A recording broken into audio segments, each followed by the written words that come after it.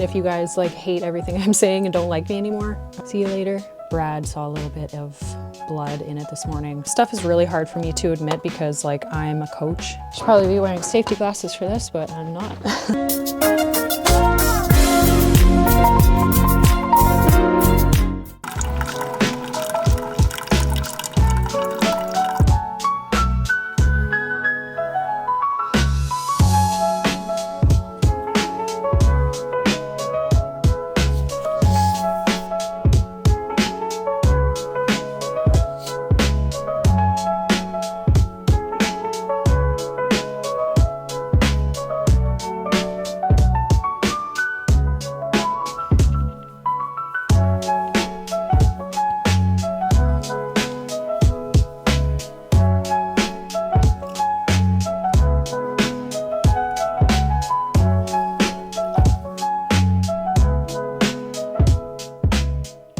Okay, so plans have changed a little bit today. I was gonna do my thing this morning and then go to the gym, but our dog is sick, possibly.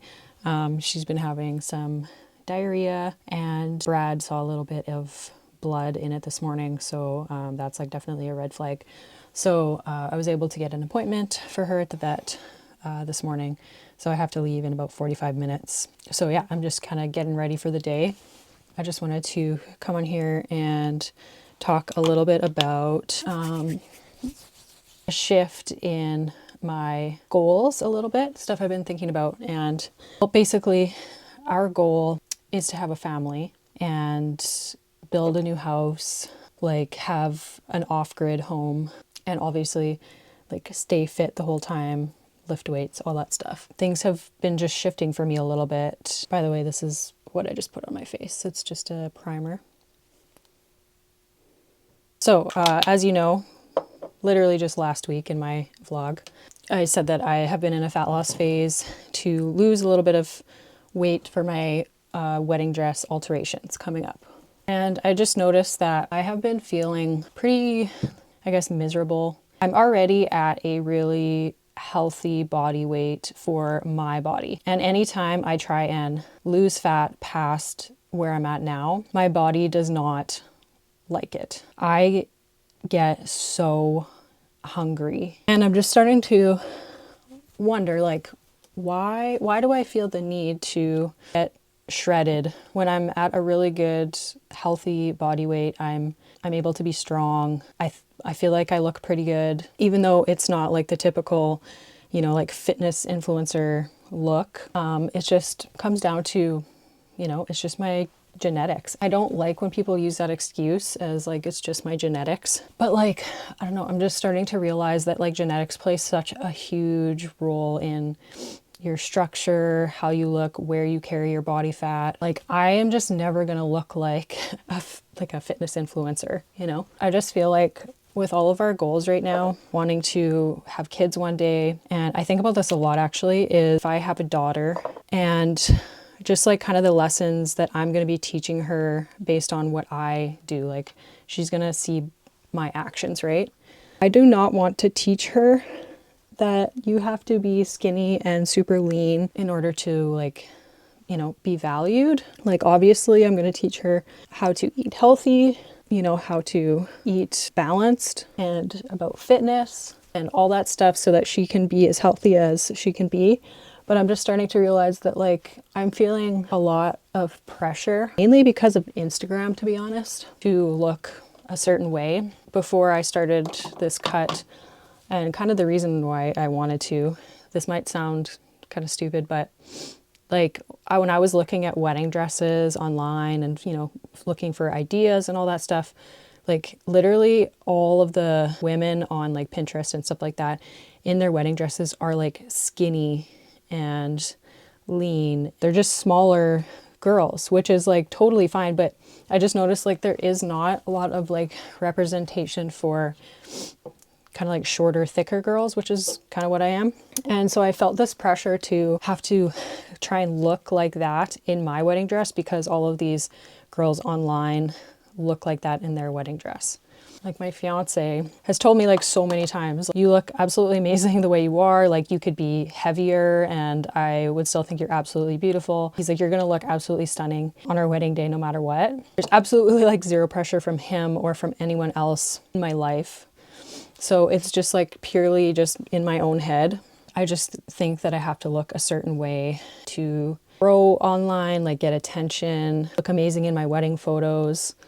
And I'm just like getting kind of tired of it. Like, why can't I just live a healthy lifestyle, which is what I already do? Like I really take care of myself, like a lot. Like why isn't that ever enough for me? It does come from also like the fact that I'm trying to, you know, make money online as a nutrition and fitness coach. And when you look at all these other people online that have like a ton of followers and have lots of clients and all that stuff, like they're just, most of them have that super aesthetic look and they're super fit and whatever. And like, don't get me wrong, I completely understand why someone would want to work with someone that they want to look like. But it's been just making me miserable. And I always feel like I have to post a certain thing or a certain way and look a certain way in my videos. I'm like just kind of the opposite of that in real life. Like, I don't know, I was raised on a farm. I was raised in a very humble, like mobile home. We didn't have, you know, a whole lot, like we never really wanted for anything, but at the same time, like we didn't have super fancy things. Like if we wanted something, we had to kind of figure out how to buy it ourselves. Anyway, my point is, not a materialistic person. I love home cooking. One of my favorite creative outlets is cooking. Sometimes like my recipes are not like, you know, super macro friendly. Sometimes I want to have fun in the kitchen and make something, you know, creative. Like I feel like I can't share those kinds of recipes with you guys like on my Instagram because it's not like high protein, even though it brings me so much joy to make that stuff and I do want to share it. I think you kind of get the point of what I'm trying to say. I'm just thinking about the future, what I want to teach my kids, the way I want our family life to look like. Obviously, I'm still going to eat high protein meals because I know how important protein is. I just don't want to have to try and be perfect with that all the time. I also want to have a little bit more energy to be able to push myself harder in the gym because it's kind of frustrating sometimes when I go to the gym and I have like zero energy. I'll show you what I used. ColourPop bronzer. This ColourPop blush, which is super cute. And then I'm gonna do my eyebrows. If you resonate with anything I said, let me know in the comments down below what your thoughts are. Honestly, like this stuff is really hard for me to admit because like I'm a coach and I want to help people like lose weight. And obviously best way to do that is to track your food, which I still like 100% believe. But it's just for me, I'm at a point where like I don't need to be any leaner. I don't need to be, you know, shredded in order to live a better life, I guess. Also, that's another thing why I've been putting off starting a YouTube channel because as you can probably see, like our house is not fancy. It's very, very old. Like Brad bought this from his grandpa, like I think over 20 years ago now. Yeah, everything is just very old in this house and it's very tiny and I've just been putting off starting a YouTube channel because I was using that as an excuse. I just felt that like I wasn't worthy to film in this space or something, but whatever, this is the reality. But yeah, I just want to be like more real and I want to be more myself. And if you guys like hate everything I'm saying and don't like me anymore, I guess see you later. At this point, I just want to live my life for me and my future family, be the healthiest version of myself, like all around, like mentally, physically, spiritually, everything. Okay, now I just gotta do my hair and I'll be ready to go. Just blow dried it and brushed it out. Good enough. Alright, so here is the fit of the day. Just literally the jeans I wear all the time from American Eagle, and I think this sweater is also from American Eagle, which is comfy. And yeah, I like to wear comfy clothes.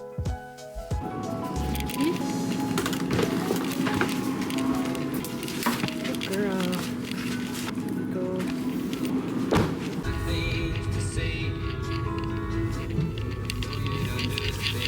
All right, so took this old girl. Where are you? There you are. Took her to the vets, and thankfully it's nothing too serious. So she just basically just got into something that we didn't know about, and yeah, just had some diarrhea. Glad that it's nothing serious because she is an old girl now.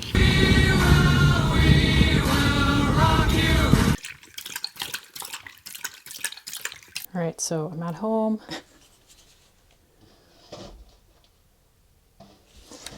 And so I have a bunch of stuff to do at home today. So my first task is to get the house warm so that my feet aren't freezing while I'm doing the dishes.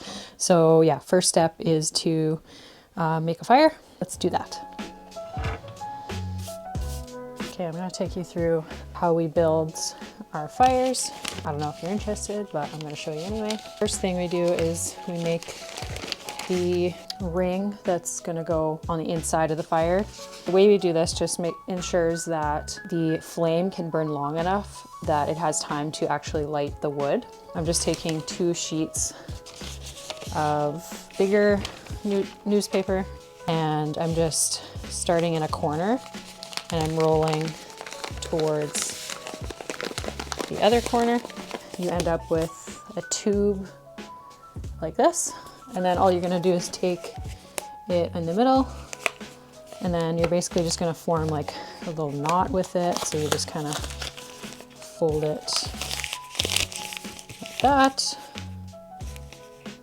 And I take a smaller piece of paper, roll it up just like that. This is gonna be our like lead into the middle of the fire. I'm gonna do another one like that for the other side. You'll end up with something like that. And then I'm just gonna take a piece of paper, crumple it up. I usually just do 2 pieces of crumpled paper, and then I'm gonna set this on top of everything. Like that. Right, so the next step is to make the smaller pieces of wood that are gonna light first. So yeah, you want the first pieces of wood you put in there to be as small as possible so that they light easier. We usually have like a bunch of buckets full of sticks that we use for kindling to start the fire, but we just never have enough. So towards like the middle to later half of the winter, we always have to just like make our own kindling as we go. That's the next step. I like to find a piece of wood that's like really light because you know it's really dry, and one that's like fairly flat on at least one side so that it's easier to chop.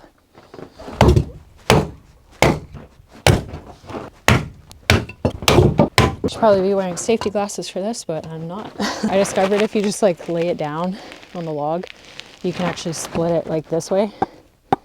I don't know if that's like an obvious thing, but it wasn't obvious to me for the longest time. So I got this much. I might need a little bit more. I don't know. Fuck it, we'll try it. We're gonna stack them on top of the newspaper. So I like to start with like some bigger to medium pieces on the bottom because these are the ones that aren't actually gonna light first. So I kind of put them on diagonal. I'll show you a closer view once I have it all done.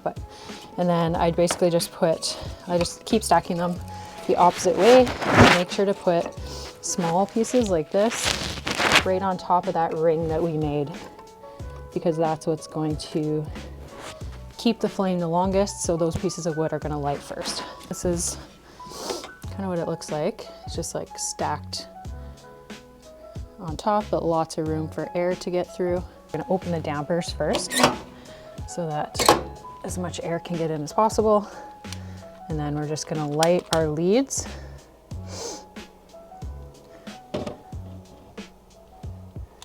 And then we're gonna close this so that the air can really get at it. Looks like our ring is lit. I hear crackling, which is always a good sign. That means the wood is lighting. So basically the next step is just let this get nice and hot. And then I'll start adding slightly bigger pieces as we go. The wood that we have is really dry, so we can kind of get away with adding slightly bigger pieces than normal. So I'm gonna go run and grab some more wood and I'll add it to the fire. Our fire is pretty hot, so I'm gonna add some more.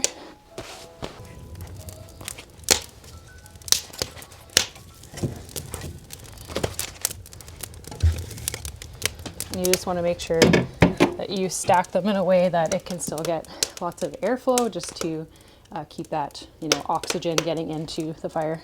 Basically, we only use wood from places like friends, family, land that where like they want the trees to come down anyway, so it's like a win-win for everybody. This spruce that we're using is from Brad's friend's yard. It was this huge tree that had to come down, so it took us like so long to split it all because the lengths were so huge. We also got some birch from my dad. Birch is like the best wood. So this is when it's really nice to be carpet cleaners, because our dog, like I said, she had diarrhea. She ended up going poop on the carpet last night. Once you've made it, once you've achieved success, everyone wants to call you lucky. All those people that were like in the dark, hating on you, all the people that were belittling you when you wanted to go and chase that dream, when you wanted to go do the thing, they're the first ones to call you lucky once you achieve it. And you have to know what matters to you. You have to know what you truly care about. Like, what is your true north in life? And the question I often ask people is, what does your ideal day look like at age 80? We all know that the activities that are pulling us, that we feel drawn towards, are the ones where we produce the best outputs, where we produce those like 10, 100x outcomes that actually meaningfully change our lives.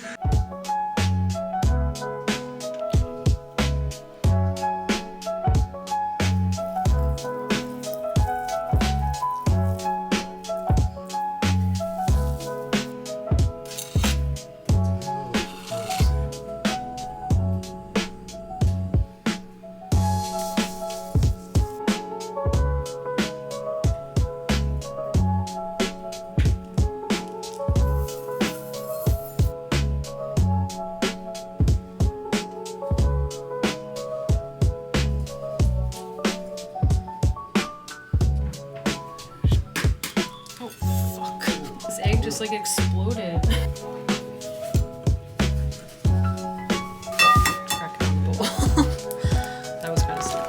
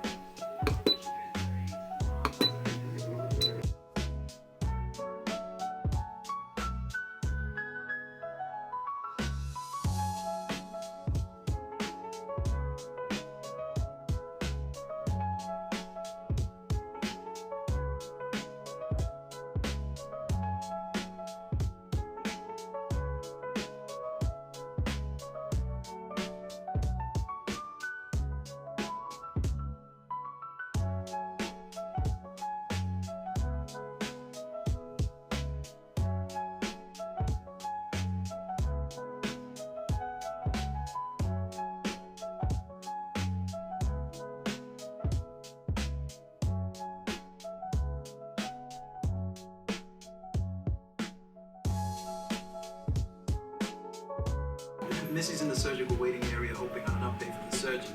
It's a nightmare.